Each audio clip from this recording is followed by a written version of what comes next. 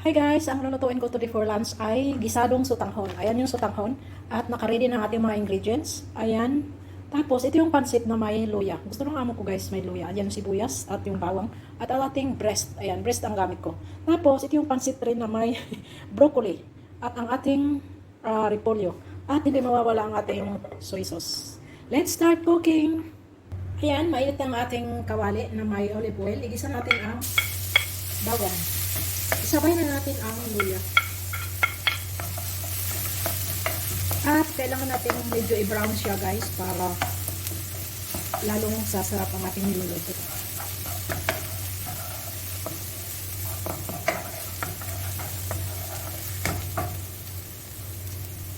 At yan na nga, nag-brown na. Isunod natin ang ating sibuyas. At i-brown din natin itong sibuyas guys bago natin ilagay yung manok.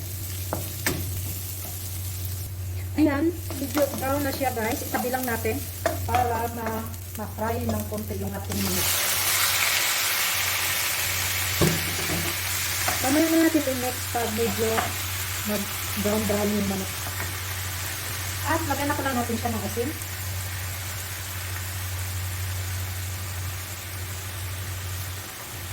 At paminta. Para mawala yung langsa ng manok guys. Ganyan ang ginagawa ko.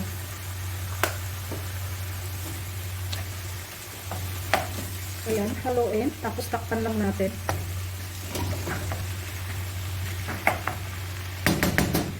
Ayan guys, natuyo na siya. Halo na natin sa sibuyas. Pakuluan natin siya konti ulit. Ay, ihamot. Bago natin ilagay ang mga gulay. Ipuin lang natin. At yan, babad na natin sa tubig yung sutanghon natin para siya lumambot. Lagyan na natin ang ating gulay guys. Sabay na natin yung bell pepper at yung carrots.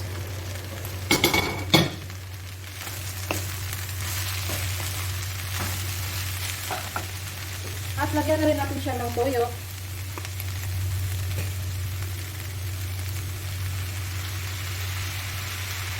At haluin. Ayan, haluin lang. Tapos lutuin natin siya ng mga 5 minutes. Takpan lang natin. Lagyan na natin ang ating broccoli. At ang ating repolyo. Wow! Gulay is life. Ang daming gulay.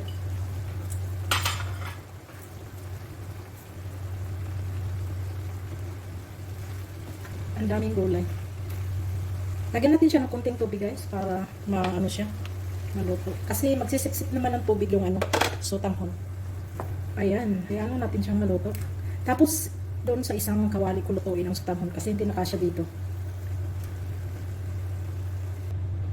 Luto na guys ang ating gulay at ililipat ko lang ang sabaw dito sa isang kasirola para dyan ko lutuin ang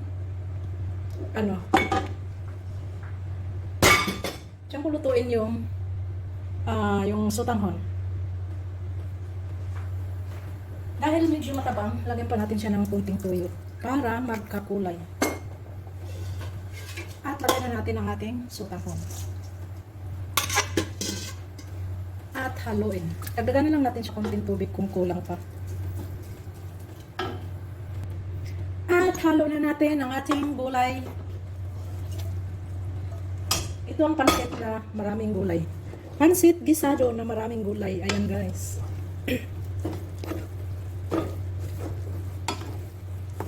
Thank you for watching. Bye-bye. Ayan na. Mamaya natin i-serve kasi ano pa.